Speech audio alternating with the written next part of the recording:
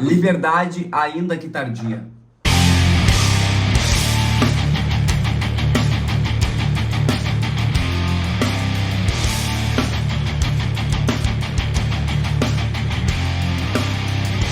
Salve, rapaziada! Bem-vindos ao nosso canal aí, João Gabriel e Vinícius Marques, para falar aqui para vocês de filosofia, história, humanidades, mentalidade e afins. Tudo que é de bom. Obrigado por assistir o nosso vídeo, galera. Já te inscreve aí embaixo, né? Deixa teu like, né? Ao final do vídeo também deixa um comentário abaixo sobre as tuas impressões de Virgílio, o pai do Ocidente, o assunto de hoje. Isso aí, Virgílio que vai influenciar muito aí na nossa literatura até hoje. Virgílio, então, foi um poeta que viveu entre o ano 70 e o ano 19 a.C., né? E era um poeta romano, né? Ou seja, um ocidental que teve muito reconhecimento no mundo das artes e da poesia. Tanto que o poeta foi o modelo de toda a poesia que se escreveu no Ocidente até o século XVIII. Ou seja, o cara foi muito influente. Muito influente, exatamente. Publius Virgílio Marão, né? Conhecido como Virgílio, nasceu em Andes, né? Perto de Mantua, na Itália, no dia 15 de outubro do ano de 70 a.C., né? Filho de um abastardo, administrador de fazenda, passou a infância dele inteirinha no campo, né, galera? É bom lembrar que quando a gente fala que ele nasceu na Itália, a gente tá falando que ele nasceu na região ali da Itália, né? Porém, na época, a Itália não era nem remotamente um conceito, né? A gente tá falando do Império Romano. Só para vocês se situarem, né? Geograficamente, onde é que ele nasceu e tal. Então, o Virgílio, ele foi um cidadão romano, um patrício romano mesmo. Foi, inclusive, do ciclo de pessoal, assim, inclusive do primeiro imperador romano, né? Então, foi uma pessoa muito importante. Ele estudou retórica, né? Astronomia, medicina, na vizinha Cremona, né? Em Nápoles e em Milão. Em Roma, né? Tomou contato com a filosofia dos epicuristas, dos estoicos gregos, né? E com a poesia de Homero, né? Que a gente vai falar aqui também hoje. Isso aí foi uma grande influência para ele, né? Um clássico dos clássicos lá do tempo. Porque os romanos, eles se influenciavam muito pelo mundo grego, né? Eles tiraram muito do ideal deles, assim, de cidadania, de postura, de uma série de coisas, né? Dos gregos, né? Das instituições gregas, né? Então, eles já são herdeiros aí de toda essa cultura. O primeiro poema, então, do Virgílio, ele retrata as lembranças dos maus momentos passados no confisco de propriedades rurais, praticado para premiar os veteranos de guerra do Júlio César, né? Essa era uma prática bem comum, assim, os tiranos lá, romanos, generais, etc., quando eles ganhavam alguma guerra, eles premiarem seus veteranos, seus soldados ali com o dinheiro dos outros, né? Exatamente. Com a terra dos outros, etc., né? Então, isso era bem comum e o Virgílio passou por isso. Esse se chama a Lei Júlia Agrária Campana, que era o decreto de confisco ali das propriedades rurais. E o Virgílio, como era um cara que tinha essas posses, né, ele acabou sofrendo por isso. O sítio do Virgílio não foi poupado, mas o poeta recorreu, né, ele teria recorrido a um outro poeta amigo dele que era mais próximo da corte romana, e esse poeta conseguiu interceder junto aos grandes círculos de poder de Roma e conseguiu que a propriedade dele especificamente fosse poupada. Isso aí, inclusive, vai estar mais pra frente, a gente vai falar ali nas outras obras dele. Então, na obra Bucólicas, ele tem um diálogo entre dois camponeses ali, no qual um tá mais tranquilo e satisfeito, ali deitado embaixo de uma árvore e curtindo a vida, e o outro tá totalmente amargurado e perguntando como é que aquele cara consegue estar daquele jeito e tal. Então, eles simbolizam...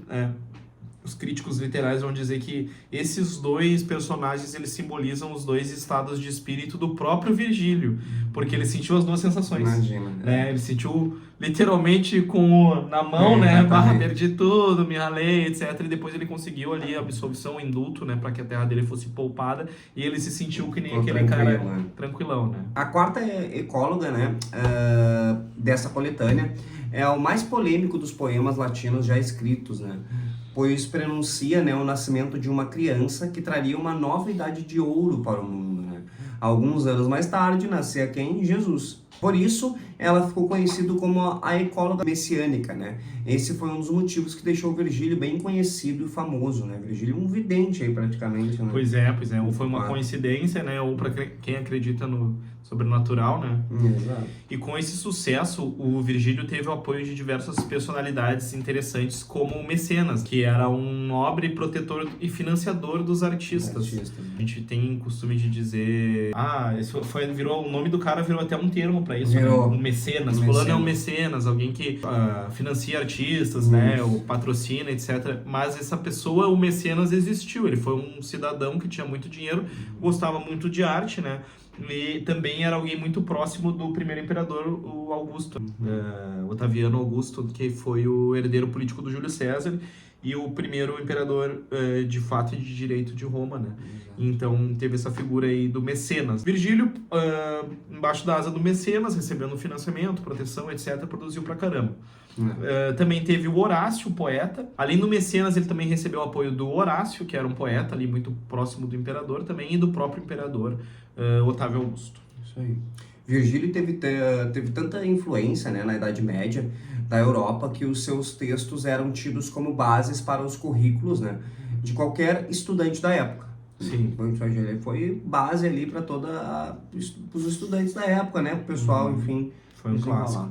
Inclusive, só um parênteses, lendo sobre Tomás de Aquino também, eu descobri que Tomás de Aquino, na juventude, um dos autores que ele mais gostava era o Virgílio. Tinha um texto lá que ele adorava, assim, porque o Virgílio escrevia de uma maneira muito eloquente, bonita, assim, ele usava muito bem a língua, né? E também tem uma questão que o Império Romano literalmente começou ali na época do Virgílio, porque antes era a República. Até o período de Júlio César era a República Romana. Então, com o primeiro imperador, que é o Otaviano, né, Otávio Augusto, Otaviano, ele foi o consolidador do poder único em uma pessoa, né? Então ali a gente vê que o foco de todo o estudo, de toda essa questão intelectual, ele deixa de ser aquela retórica política grega, que vai trabalhar com questões de liberdade, democracia e etc e tal, e aí isso sai de cena, porque agora a gente está literalmente tendo uma ditadura, né? No qual uma pessoa manda, as outras obedecem. Imperador. Então esses temas relacionados à democracia, relacionados, né, ao como o cidadão deve se portar, etc e tal, eles saem de lado, e aí vem essa escola que foi inaugurada, até muitos dizem pelo Virgílio, de organização inclusive da língua, porque o latim antes do Virgílio ele era um pouco bagunçado ainda, muito provincialismo, assim, cada área lidando com a linguagem de uma forma, e o interesse do império era unificar tudo, unificar o poder na pessoa do imperador, as instituições, unificar a questão da justiça, etc e tal. E o Virgílio era a face intelectual disso, né? Ele personificava essa coisa de, o latim correto se escreve assim. Então era como o Virgílio fazia que os outros faziam, né? Também, exatamente. É um modelo, né? Virgílio deu um modelo pro cidadão romano, né, viver. Então, por volta de 37 a 30 a.C., o poeta ele escreveu o poema bucólico Geórgias. 4 livros dedicados à agricultura, num misto de didatismo, né, e louvor à vida dos campos na Itália, que seria também a Roma, né? Foi um poema, né, encomendado por saberem da qualidade de Virgílio, que nem o Vini falou, realmente ele era a referência, né? Este poema ele foi solicitado para solicitar a campanha de Otávio, né, fazendo com que as pessoas tomassem coragem, né, e retornassem para a área rural que havia sido devastada após a Guerra Civil que tinha ocorrido anteriormente, né? Recapitulando a questão da história de Roma, a gente tem ali no final do período da República, com a ascensão de Júlio César, acaba sendo formado o primeiro triunvirato, né, que é composto por Júlio César, Pompeu e Crasso, que eram generais e políticos importantes ali de Roma. Com o desenrolar da história, acaba permanecendo só o Júlio César. Tem uma guerra civil, né? Crasso acaba ficando de lado, mas a guerra civil entre Pompeu e Júlio César, né? Pompeu Magno também que chama, no qual o Júlio César vai surgir como o líder da República Romana, mas ele não recebeu o título de imperador, né? E aí, com a morte do Júlio César, tem uma espécie de guerra civil também se formando, porque todas as pessoas que podiam reivindicavam a herança política do Júlio César. E aí é o caso do Otávio, né? Que depois muda o nome para Otaviano, né?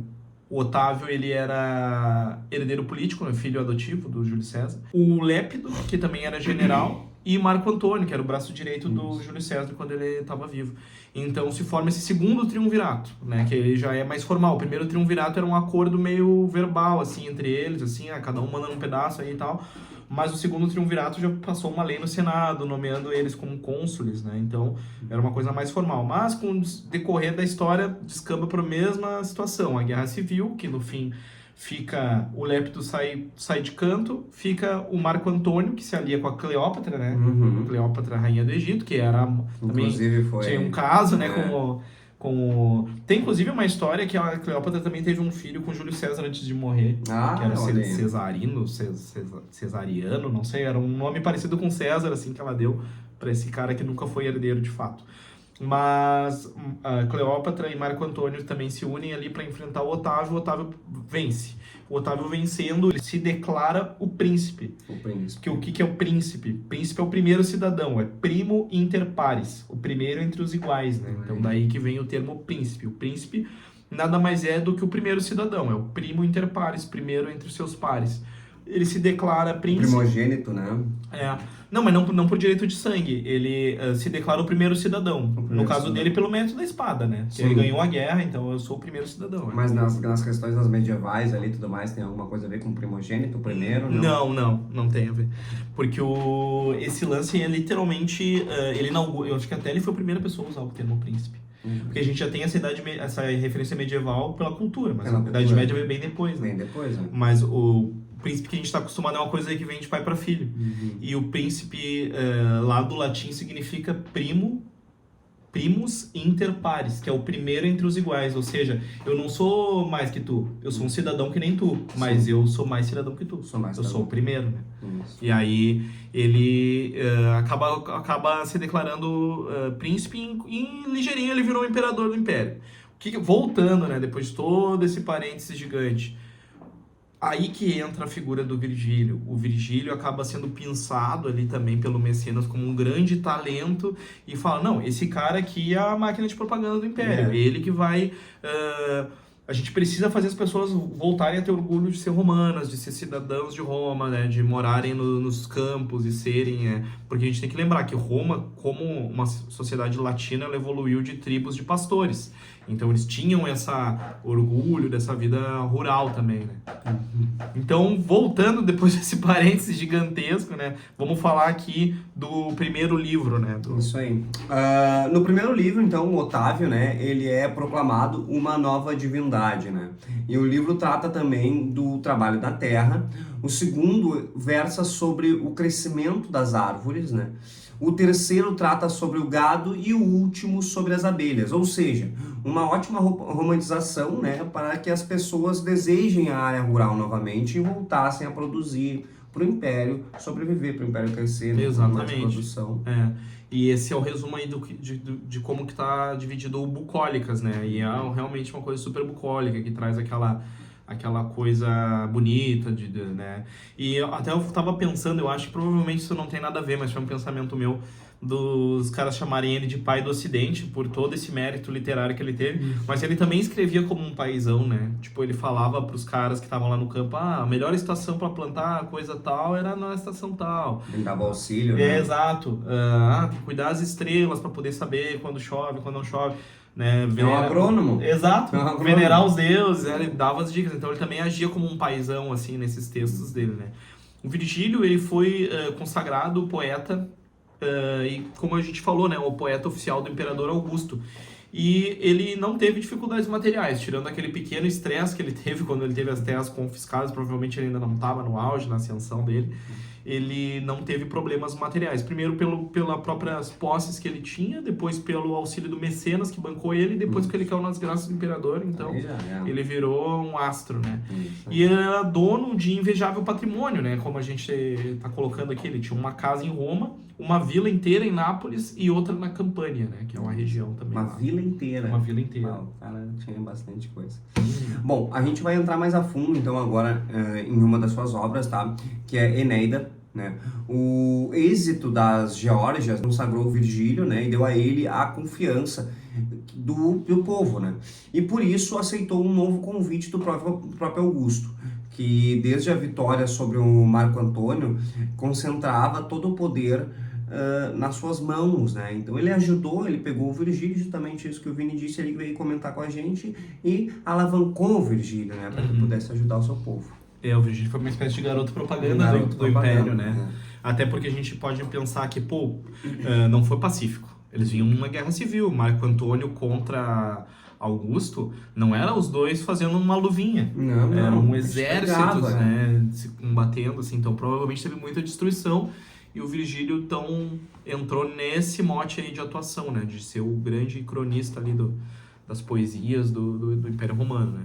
De 30 a.C. em diante, então, o Virgílio ele vai se entregar à composição do novo poema, né? Bem mais ambicioso que os anteriores. Ele deu início à Eneida, e com ela eternizou a epopeia dos romanos, né? A Eneida é a maior obra de Virgílio. A Eneida é uma vasta epopeia patriótica destinada a legitimizar pelas evocações das suas origens ilustres, as altas aspirações de Roma, as tradições faziam dos romanos descendentes dos troianos, e Augusto apontava como fundador da guarda de Enéas, né? E um dos heróis da Ilíada, que a gente já vai comentar sobre o que era isso aí. Era preciso dar uma consciência a essa lenda, né? Fundamentá-la na história e na mitologia com os poderes da poesia de Virgílio. Virgílio levou 10 anos, então, para escrever a Eneida, né, a sua obra-prima, na qual ele reuniu as atribuições de Enéas desde a destruição de Troia até a chegada ao Lácio, né? O Lácio é a região da Itália, e a fundação de uma nova pátria nas terras itálicas. Filho de Anquises e Afrodite, Enéas, saído da Ilíada de Homero, já havia sido transformado em fundador de Roma, quando Virgílio o tomou como símbolo da piedade romana. Ou seja, a gente vê quantas âncoras ele busca de legitimação. Ele vai buscar Enéas, que é um personagem de Homero. Só que o Homero escreveu as obras dele mais ou menos 800 anos antes disso tudo. Inclusive tem gente que nem sabe se o Homero existiu ou não, se era um conto, um personagem. Um personagem, né? Um pseudônimo, né? Um pseudônimo. E então, olha quão longe ele foi buscar essa legitimidade, né? Porque a gente já tinha ali a Ilíada e a Odisseia de Homero, que já eram nessa altura. Hoje ainda são, né, obras consagradas, mas na época já eram, na época lá do incipiente Império Romano. Então ele vai buscar 800 anos antes um personagem consagrado de uma obra consagrada para dizer que aquele cara é o fundador de Roma. Imagina, então dali que vem a nossa autoridade. Naquela época não tinha computadorzinho, tinha que ir no papiro, no papiro. No papiro. Só o papiro liberta, né, gurizada? Exatamente. Mas Enéas de Virgílio é um herói convencional, né? Inteiramente submetido ao seu destino, que era reunir os povos troianos e latinos para falar sobre a grandeza de Roma e espalhar ela. Descendo ao inferno, Enéas tem a confirmação do seu destino e visões de futuro de Roma, inclusive do tempo de Augusto. Esses relatos, essencialmente de aventuras de viagens, à semelhança da Odisseia de Homero, compõem os primeiros 6 livros da Eneida. Os 6 últimos, repletos de cenas de batalha, correspondem à Ilíada. Então, ele faz realmente uma releitura da obra do Homero, né? Também dividida em 2, como é a obra do Homero, né? Que se divide ali entre a Ilíada e a Odisseia, né? Que aborda a questão da guerra de Troia e depois do retorno do herói para casa, que demora muito tempo, não consegue voltar, né? E, enfim, ele faz uma coisa meio semelhante, busca essa legitimidade. E também em 19, antes da Era Comum ali, Virgílio resolveu percorrer os cenários da sua epopeia. Embarcou em um navio com destino à Grécia. Porém, ele adoece, né? Ele vem a adoecer em Megara e teve que regressar para a Itália, falecendo poucos dias depois, né? Ou seja, ele sai para passar por todos aqueles lugares onde ele escreve e tudo mais e acaba morrendo, né? Pouco nem chega, parece que ele nem chega ali, foi em algum lugar ou que outro, né? Mas sim, já teve que voltar já e ó. E foi esse o fim do nosso amigo Virgílio. Nosso amigo Virgílio. Virgílio faleceu, então, em Brindisi, né, ali no Império Romano, na Península Itálica, no dia 21 de setembro do ano de 19 a.C. Suas últimas determinações quanto ao destino da Eneida era de que ela não fosse publicada, né? Ele considerava que a obra estava inacabada, né? Que ela não estava contenta, não estava como ele queria, né? Não estava nem um pouco satisfeito ali com o resultado. Porém, ele morre. Então, quando ele morre, Ele não manda mais ali, ele Exato. pediu para não publicarem, mas... porém, o próprio imperador Augusto, né, se opôs a essa ideia, né, assim que ele morre, ele faz o pedido em vida, mas assim que ele morre, o imperador decide que vai publicar igual, e contra a vontade do autor, ele fez com que a Eneida fosse, então, publicada, né, logo após a morte do Virgílio. Ele não chegou a ver ela publicada. Bom, pessoal, por hoje é isso, né?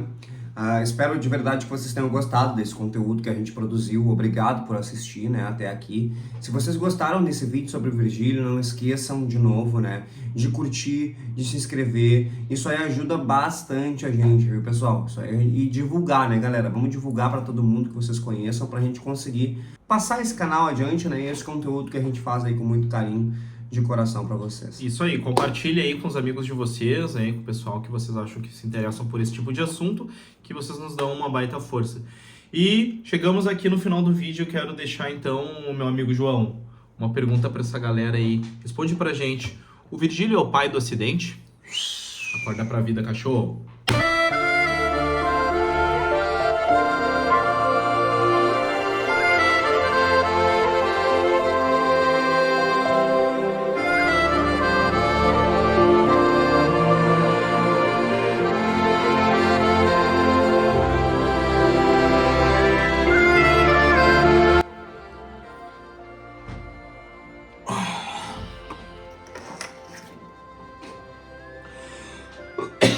Três, dois, um.